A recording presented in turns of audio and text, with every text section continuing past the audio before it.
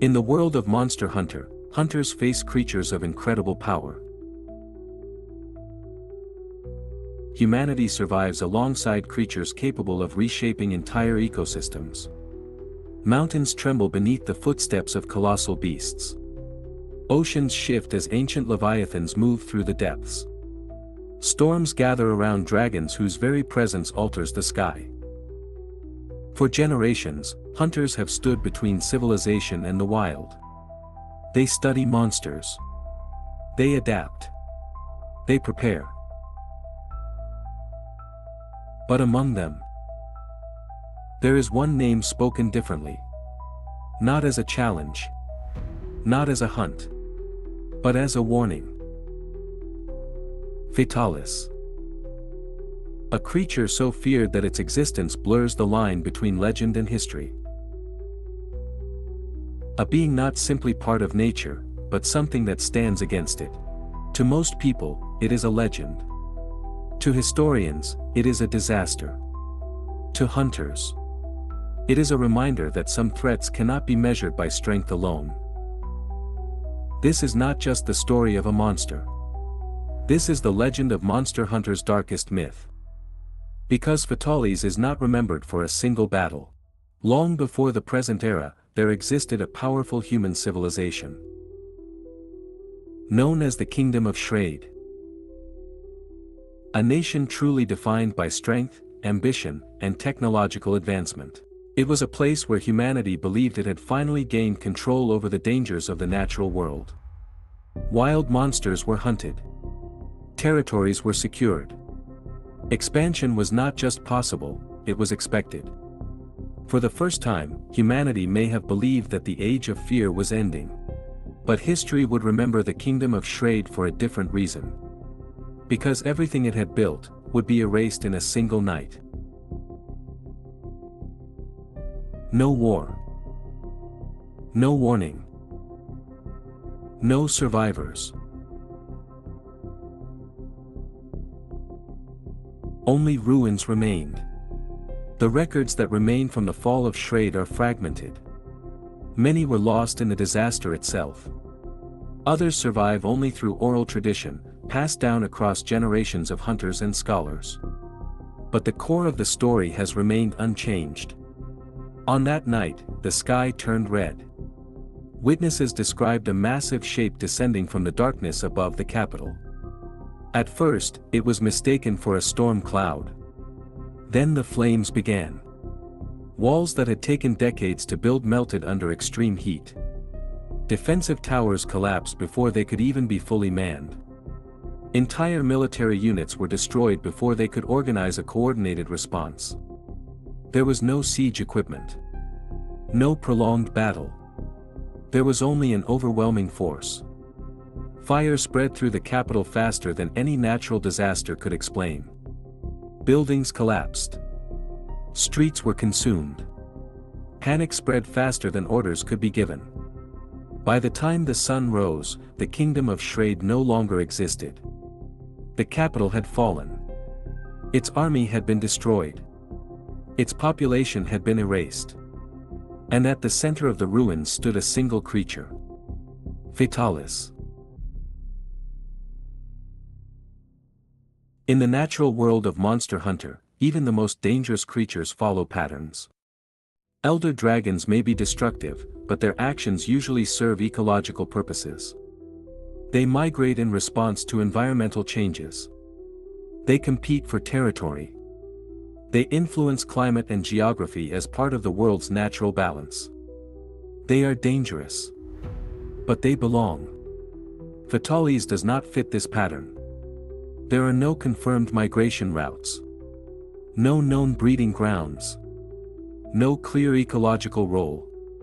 Instead, Fatalis appears rarely, but when it does, the destruction is focused not on the environment, but on human civilization. Cities. Fortresses. Defensive strongholds. This distinction is what makes the Black Dragon so unsettling. It does not act like a natural disaster. It acts like something that recognizes humanity and chooses to erase it. Over time, the fall of Shrade became more than a historical event. It became a legend. Stories began to spread among hunters, each one adding new details to the mystery surrounding Fatalis. Some claimed the dragon returned to areas where human civilizations had once thrived. Others described its intelligence as far beyond that of any known monster. But one story, repeated across generations, became the most disturbing of all. According to legend, the intense heat of Fatalis's body melts the armor and weapons of fallen hunters. The metal fuses into its scales. The remains of those who challenged it become part of the dragon itself. Whether this is literal or symbolic, the meaning is clear. Those who face Fatalis do not simply lose. They disappear. Their existence becomes part of the legend. Most hunts in the monster hunter world follow a familiar logic. If a monster is too strong, hunters gather more allies. If its attacks are overwhelming, they develop new equipment. If its behavior is unpredictable, they study it until patterns emerge. The system works. It has allowed humanity to survive alongside creatures far more powerful than itself. But Fatalis challenges that system. Because the fear surrounding the black dragon is not based only on its strength. It comes from something deeper. Uncertainty. There is no clear explanation for why Fatalis attacked Shrade. No confirmed ecological reason. No predictable pattern. And when something cannot be understood, it becomes far more dangerous than something that can. As scholars began to analyze the fall of Shrade, a new interpretation emerged. Perhaps the disaster was not random. Perhaps the cause was not the dragon. Perhaps the cause was humanity. The kingdom of Shrade represented the height of human ambition. Expansion was aggressive. Territory was secured rapidly. Defensive structures grew larger and more powerful. Humanity may have begun to believe that it had moved beyond the limits of nature. That it was no longer surviving within the world, but controlling it. If that belief existed, then Fatalis represents something more than destruction. It represents consequence. A reminder that no matter how advanced civilization becomes, it is still part of the natural world. And if that balance is broken, the response may be catastrophic. Centuries passed. Civilizations rose and fell. The Hunters Guild was formed, bringing structure and organization to the relationship between humanity and monsters. But the legend of Fatalis did not fade. Instead, it grew. Rare sightings were reported near ancient ruins. Fragments of historical records referenced similar disasters in distant regions. And slowly, the black dragon became something larger than a single historical threat. It became a symbol. Not just of destruction, but of the limits of human power.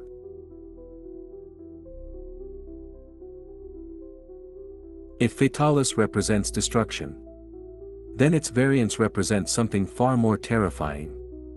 Because what changes is not merely its form. What changes is its meaning. Among the most dangerous classifications recorded by the Hunters Guild are creatures known as black dragons, beings so destructive, so unpredictable, and so poorly understood that their existence is often concealed from the public. Within this category, Fatalis stands at the center. But there are whispers, of forms that go beyond even the original. Creatures not born differently, but changed, transformed, evolved by time, rage, and survival. The first of these transformations is known as Crimson Fatalis. Guild records suggest that Crimson Fatalis is not a separate species, but rather a Fatalis that has survived for an extraordinary length of time, retreating into volcanic regions where heat, pressure, and isolation reshape both its body and behavior.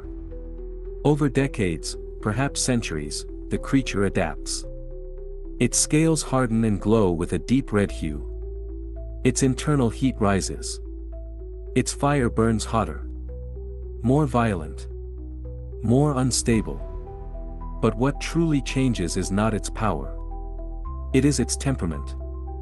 If the original Fatalis destroys out of instinct, Crimson Fatalis destroys out of fury.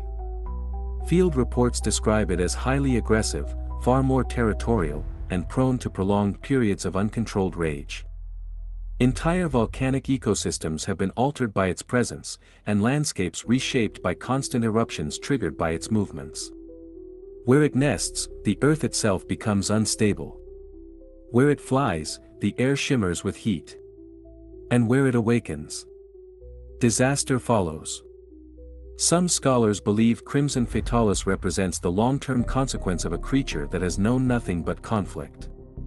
A being that has survived countless battles with hunters, endured endless attempts at extermination, and emerged not weakened, but hardened, adapted, angrier. In this interpretation, Crimson Fatalis is not simply stronger. It is the result of a long war between humanity and a creature that refuses to disappear. If Crimson Fatalis represents rage, then White Fatalis represents something far older and far more unsettling. Unlike other variants, White Fatalis does not appear to be a transformation caused by environment or age alone. Its appearance, behavior, and recorded abilities suggest something closer to an ancient lineage, a form that predates modern ecosystems. Its scales are pale, almost luminous. Its movements are calm, deliberate. And unlike the violent aggression seen in other forms, White Fatalis displays a disturbing level of composure. It does not rampage. It does not pursue recklessly. It observes. Then it destroys. Guild scholars have noted strange atmospheric phenomena associated with its presence. Darkened skies, sudden storms, unnatural lightning striking the battlefield before the creature even appears. Some believe this is coincidence. Others believe it is control. Ancient texts recovered from ruins speak of a white dragon that descended like a god of judgment, appearing only when civilizations grew too powerful, too destructive, or too reckless. Whether these accounts are myth or memory, remains unknown. But the Guild has classified White Fatalis under the highest threat level possible. Encounters are rare. Survivors, even rarer.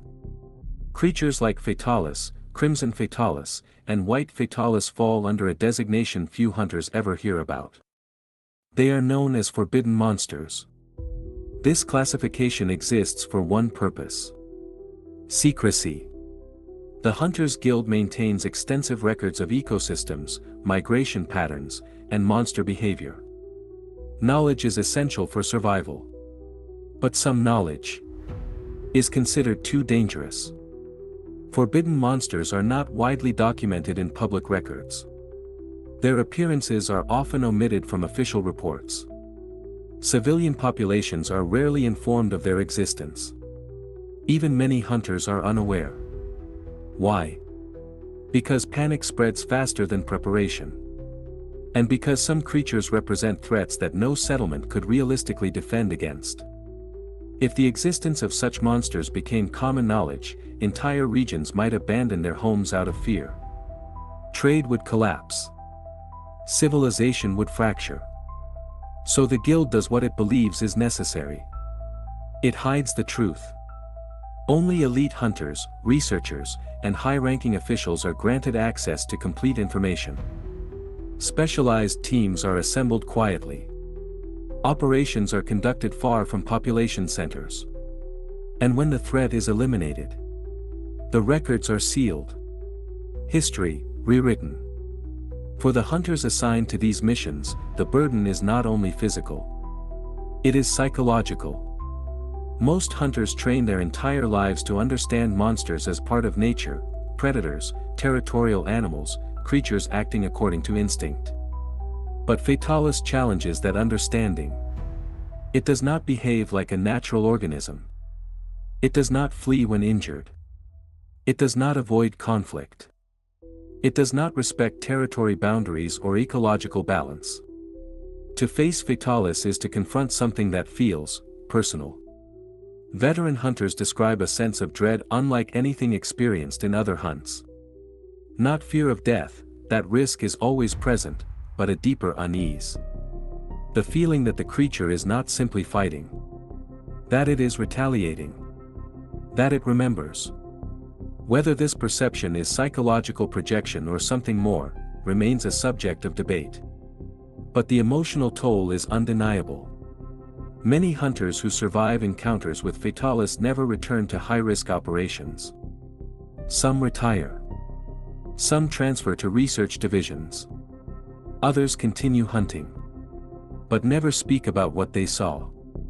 By the time of the events documented in the Iceborne campaign, the guild had already begun recognizing a troubling pattern.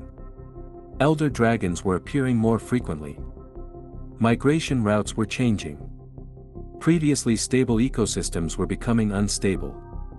While much of the investigation focused on the Elder Crossing and the mysterious forces drawing powerful creatures toward the New World, some researchers quietly considered a more alarming possibility.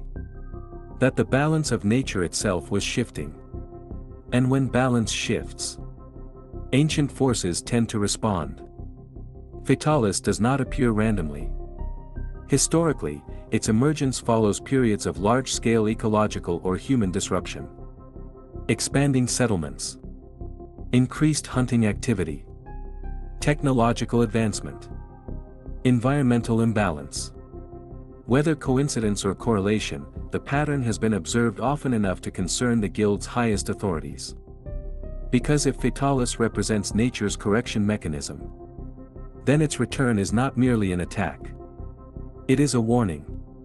Among hunters, Fatalis has become more than a target. It is a symbol. Stories of Castle Shrade are shared among training halls and gathering hubs, not to frighten recruits, but to remind them of a fundamental truth. Humanity does not dominate this world. It survives within it. The existence of Fatalis reinforces a philosophy central to the guild's doctrine. Hunt to protect the balance. Not to conquer. Because the more aggressively humanity expands, the more likely it is that something will push back. And when that happens, the response may not be measured. Today, Fatalis exists in a strange space between myth and reality. Many civilians consider it nothing more than a story. A cautionary tale. A legend told to inspire discipline among hunters. But within sealed archives, within restricted mission reports, within the memories of a few surviving veterans, the truth remains. Fatalis is real. It has appeared before. It will appear again. Because creatures like Fatalis do not belong to any single era. They are not relics of the past. They are constants. Ancient forces that endure beyond kingdoms, beyond guilds, beyond generations. And each time it returns, the world is reminded of something it often forgets. That power does not belong to humanity. It is borrowed. And it can be taken back. Because the most unsettling question about Fatalis is not how strong it is, or how many hunters it has defeated. The real question is this. What does Fatalis represent? Is it simply a monster? Or is it something else entirely? A force. A judgment. A reflection.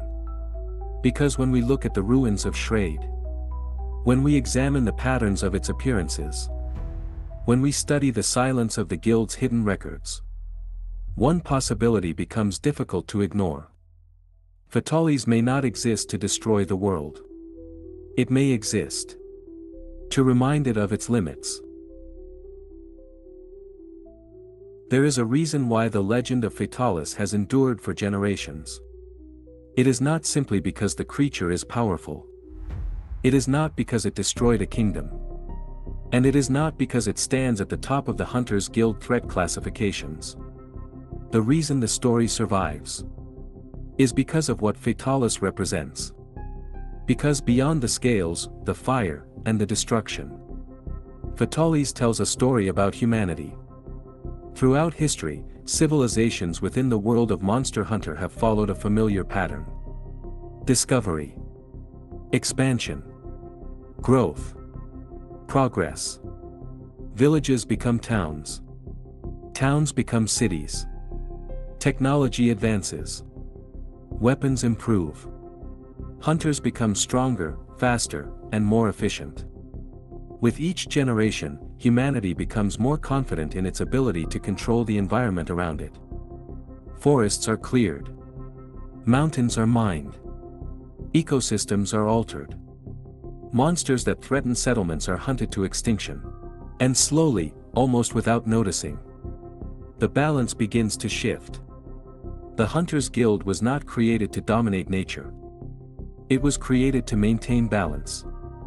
This principle is repeated in every training hall, every research commission, and every field manual. Hunters do not kill for sport.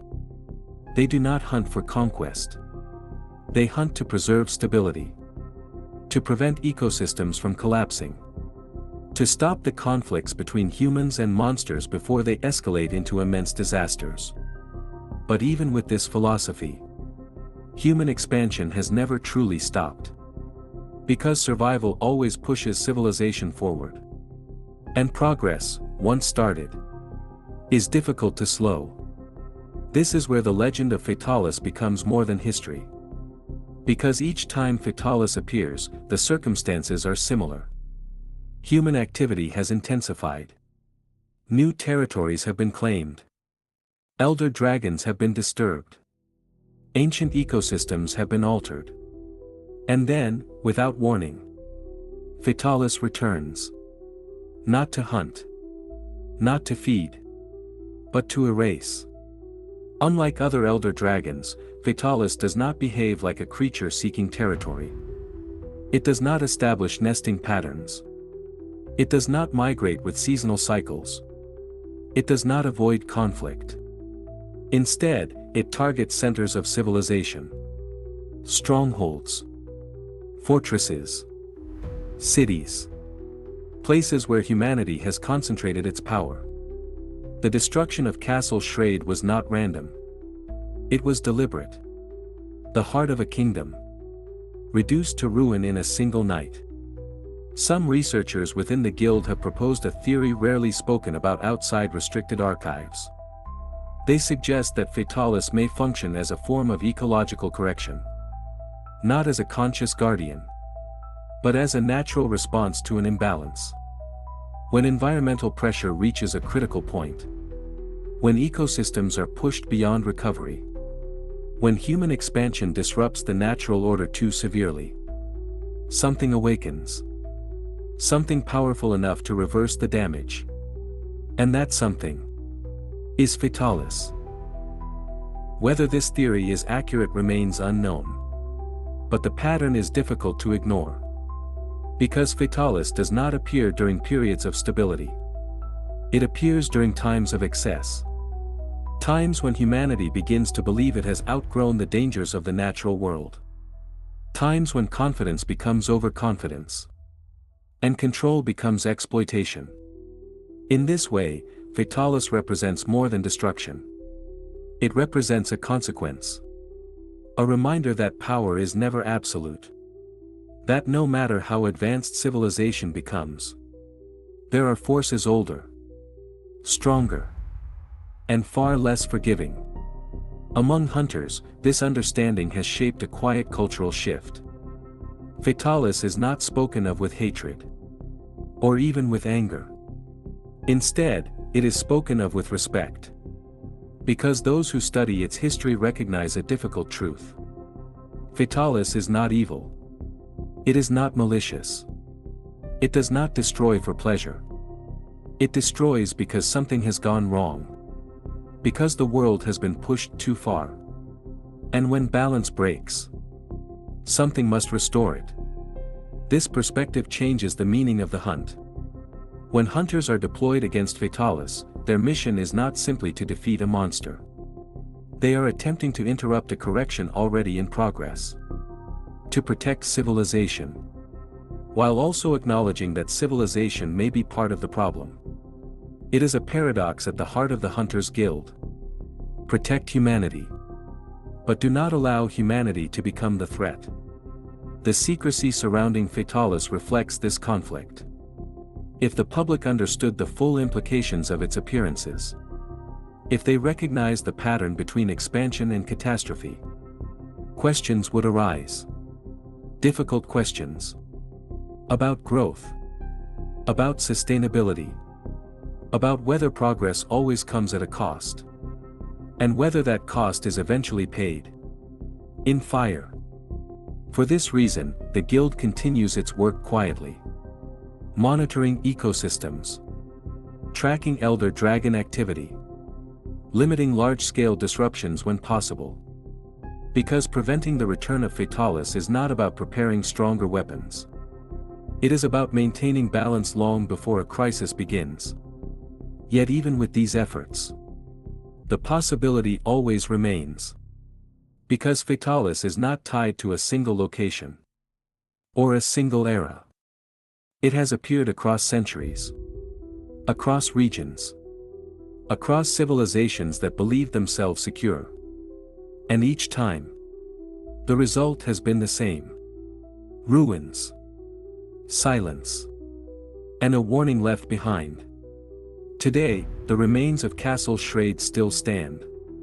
Blackened stone, collapsed towers, melted armor fused into the ground. The site has been preserved, not rebuilt. Not abandoned, but remembered. Because the ruins serve a purpose. They remind every hunter who visits. What happens when balance is lost? Within the Guild's training philosophy, there is a lesson often repeated to recruits. The strongest hunter is not the one who defeats the most monsters. The strongest hunter is the one who understands when not to fight. This philosophy reflects the true role of the Guild. Not domination. Not conquest. But stewardship. Because the goal is not to eliminate nature's threats. The goal is to ensure those threats never escalate beyond control. Fatalis exists at the far end of that scale. The final consequence. The point at which prevention has failed. The moment when the world itself responds. And once that moment arrives, even the strongest hunters may only delay the inevitable. This is why the legend of Fatalis continues to spread. Not as a story meant to frighten civilians, but as a reminder for those who protect the world. Power must be balanced with restraint. Expansion must be guided by responsibility. And progress must never come at the cost of stability. Because if those limits are ignored, the black dragon will return. In the end, Fatalis is more than a creature. It is a symbol. A reflection of the fragile relationship between humanity and the natural world. It represents the consequences of imbalance, the dangers of unchecked growth, and the reality that no civilization, no matter how advanced, exists outside the laws of nature. And perhaps that is why the legend endures. Because the story of Fatalis is not only about a monster. It is about a question. A question that every generation must answer for itself. How far can humanity expand before something pushes back? Somewhere in the world of Monster Hunter, ancient ruins still stand. Ecosystems shift. Elder dragons migrate. And deep within the oldest records of the Guild, the name remains. Not erased. Not forgotten. But waiting. Fatalis. The Black Dragon. The end of kingdoms. The shadow over civilization.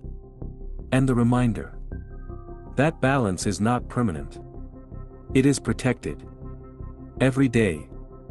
And as long as that balance exists, the world remains safe. But if it is ever lost, the Black Dragon will rise again.